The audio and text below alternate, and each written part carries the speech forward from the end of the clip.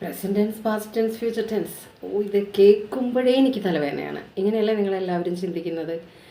എന്നാൽ ഇംഗ്ലീഷ് സംസാരിക്കണം. ഗ്രാമർ എന്ന് പറഞ്ഞാൽ എനിക്ക് പഠിക്കാനേ പറ്റില്ല. എന്നാൽ ഞാൻ ഇതാ പറയുന്നു, ഗ്രാമർ ഒരിക്കലും പഠിക്കരുത്. ഗ്രാമർ പഠിച്ചു കഴിഞ്ഞാൽ നിങ്ങൾക്ക് നല്ല ഇംഗ്ലീഷ് സംസാരിക്കാനായിട്ട് ഒരു കാലത്തും പറ്റില്ല.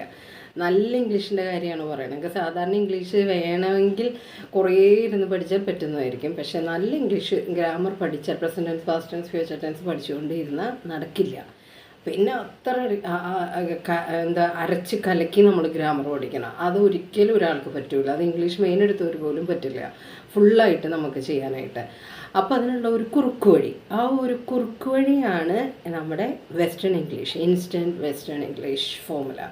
വെസ്റ്റേൺ ഇംഗ്ലീഷ് ഫോർമുല ഇതാണ് നമ്മളുടെ ഇത്. അതിലെന്താണ് നമ്മൾ പറയുന്നത്? നമ്മൾ സ്ട്രക്ചേഴ്സ് പഠിക്കും, അത് കോപ്പി പേസ്റ്റ് ചെയ്യുക, അപ്ലൈ ചെയ്യുക, നിങ്ങൾ നല്ല ഇംഗ്ലീഷിലേക്ക് വരിക. ഓക്കെ, അപ്പോൾ അങ്ങനെയുള്ള പല ടേംസും ഉണ്ട്. അതിൽ കുറച്ച് ടേംസാണ് ഇനിയിപ്പോൾ നമ്മൾ കാണാൻ പോകുന്നത്. ചിലത് നിങ്ങൾ കേട്ടിട്ടേ ഉണ്ടാവില്ല, ചിലപ്പോൾ നിങ്ങൾ കേട്ടിട്ടുണ്ടാവും, ഉപയോഗിച്ചിട്ടുണ്ടാവില്ല, ചിലപ്പോൾ നിങ്ങൾക്ക് ഒരു കൺഫ്യൂഷൻ ഉണ്ടാവും എവിടെ ഞാനിത് ഉപയോഗിക്കണം. അപ്പോൾ അത് മാറ്റുന്ന സംഭവമാണ് നമ്മൾ ചെയ്യുന്നത്. You might have heard, you might have heard നമ്മൾ പറയും കേട്ടിരിക്കാം, അവൻ വന്നിരിക്കാം. നമുക്കൊരു ഉറപ്പുമില്ല, ഒരു ഉറപ്പുമില്ലാത്ത കാര്യത്തിൻ്റെ സമയത്താണ് ഹി മൈറ്റ് ഹാവ് ഹിയർഡ്, അവൻ കേട്ടിരിക്കാം. Okay, you will be able to understand, you would be able to understand. അപ്പോൾ will be able to understand എന്ന് പറഞ്ഞാൽ ഉറപ്പ്, അതിന് ഒരു ഉറപ്പാണ്, അവൻ എന്തായാലും അണ്ടർസ്റ്റാൻഡ് ചെയ്യും, അത് നമുക്ക് ഉറപ്പുള്ള കാര്യമാണ്.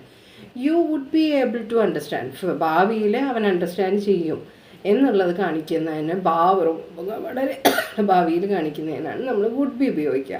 പക്ഷേ വിൽ ബി ഉപയോഗിക്കുന്നത് എന്തിനാണ്? അത് ഉറപ്പാണ്, അതിനൊരു സംശയവും ഇല്ല, അവൻ മനസ്സിലാക്കുന്നുള്ളത്.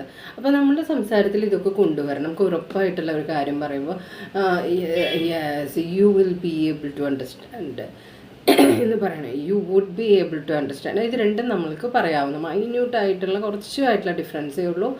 അപ്പോൾ പക്ഷേ നിങ്ങൾ ഇതൊക്കെ വുഡ് ബി ഒക്കെ ഉപയോഗിക്കുകയാണെങ്കിൽ ഒരു മാറ്റം ഫീൽ ചെയ്യാൻ പറ്റും. അടുത്തത്, he did not actually become a doctor, അവൻ ശരിക്കും ഒരു ഡോക്ടർ ആയിട്ടില്ല. എന്തെങ്കിലും ചെയ്തിട്ടില്ല, ആയിട്ടില്ല, വന്നിട്ടില്ല. അപ്പോൾ ഉള്ള സമയത്താണ് നമ്മൾ ഉപയോഗിക്കേണ്ടത് did not come, did not plus V1. അടുത്തത്, 1879 is seen as the year in which the psychology finally emerged as a unique field. അപ്പോൾ എന്താണ്, ഇതൊരു വ്യത്യസ്തമായ രീതിയാണ്. ഇന്നൊരു വർഷം പറഞ്ഞിട്ട് ഇത് കാണുന്നു. ഇൻ വിച്ച്, അവിടുത്തെ മെയിനായിട്ടുള്ള ഗ്രാമർ എന്താണ്? ഇൻ വിച്ച്, ഇത് വർഷത്തിൻ്റെ കാര്യം പറഞ്ഞിട്ട് ഇൻ വിച്ച് എന്ന് പറഞ്ഞാൽ ആ ഇയറിലാണ് സൈക്കോളജി തന്നെ ഒരു പ്രൊഫഷൻ, ഒരു ഫീൽഡായിട്ട് മാറിയിരിക്കുന്നത്. അപ്പോൾ എന്താണ്, 1879 is seen as the year. ആ ഇയറിനെ പറ്റി അങ്ങോട്ട് പരാമർശിക്കുകയാണ്, നമ്മുടെ ഭാഷ വളർത്തുന്നു. 1879 is seen as the year in which the psychology finally regarded or emerged as a unique field. അപ്പോൾ എന്താണ്, ആ ഭാഷ വളരണം. അല്ലെങ്കിൽ നമുക്ക് പറഞ്ഞാൽ മതി 1879 സൈക്കോളജി ഒരു നല്ല ഫീൽഡ്, ഇതാണ് മലയാളികൾ പറയാം. In 1879 psychology became A unique field. ഇതിൽ അവസാനിക്കും നമ്മുടെ ഇത്. അപ്പോൾ ഭാഷ വളർത്തുകയാണ് എന്ത് നമ്മുടെ ലക്ഷ്യം. അപ്പോൾ ഇങ്ങനെ പറയാം, എന്തെങ്കിലും ഒരു കാര്യം പറയാം, ഒരു ഇയർ കാണിച്ചില്ല, is the year scene as the year. ഒരു ഇയർ പറഞ്ഞിട്ട് 1927 is seen as the year in which it is something happened. മനസ്സിലായോ?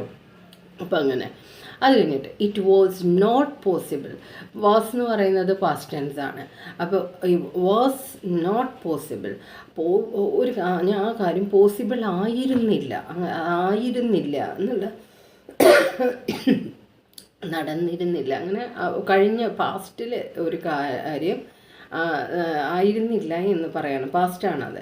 അതിനെയാണ് ഇറ്റ് വാസ് നോട്ട് പോസിബിൾ. അപ്പോൾ നമ്മൾ പറയാണ് അത് പോസിബിൾ ആയിരുന്നു എന്ന് പറയാൻ നമ്മൾ എന്ത് പറയാം? യെസ് ഇറ്റ് വാസ് പോസിബിൾ ആയിരുന്നില്ല. ഹി വാസ് നോട്ട് പോസിബിൾ ആയിരുന്നില്ല, ഇറ്റ് വാസ് നോട്ട് പോസിബിൾ. അവൻ വന്നിരുന്നില്ല എന്ന് പറയാം, ഹി വാസ് നോട്ട് കം, അവൻ വന്നിരുന്നില്ല. ഇനി അടുത്തത് there were no official psychologist. അവിടെ ഒഫീഷ്യൽ സൈക്കോളജിസ്റ്റ് ഉണ്ടായിരുന്നില്ല. ദർ വേർ നോ, ആ പ്ലേസിൽ പറയണം there were no official psychologist.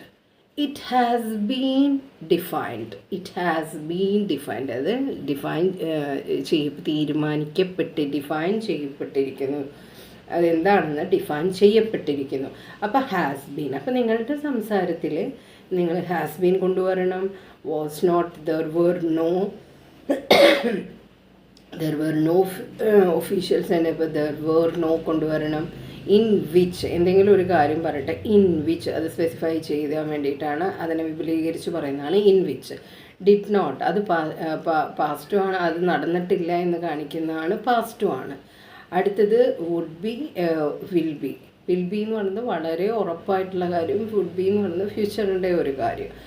You might have here, നിങ്ങൾ കേട്ടിരിക്കാം. അപ്പോൾ ചിലപ്പോൾ കേട്ടിട്ടുണ്ടെങ്കിൽ അപ്പോൾ നമുക്ക് അവിടെ നോട്ട് ചേർത്താൽ മതി. ഓക്കെ, അപ്പോൾ ഇങ്ങനെ ആയിട്ടുള്ള ഗ്രാമാറ്റിക്കൽ സ്ട്രക്ചേഴ്സ് പഠിച്ച് നിങ്ങളുടെ ഭാഷയിൽ മനഃപൂർവ്വം അങ്ങനത്തെ സാഹചര്യം ഉണ്ടാക്കുക. അത് പറഞ്ഞ് ഒരു 5 times നിങ്ങളുടെ ഇതിൽ വന്നു കഴിഞ്ഞാൽ ഓട്ടോമാറ്റിക്കായിട്ട് നിങ്ങൾക്ക് പഠിക്കാൻ പറ്റും. അതുകൊണ്ട് നിങ്ങൾ ഇതുവരെ പഠിച്ച എല്ലാ ഗ്രാമറും മറന്നേക്കുക. പുതുതായിട്ടാണ് നമ്മൾ പഠിക്കേണ്ടത്. ഇതിൻ്റെ കൂടെ നിങ്ങളും വായന സ്റ്റാർട്ട് ചെയ്യണം, സ്ട്രക്ചേഴ്സ് കണ്ടുപിടിക്കണം. Okay, thank you.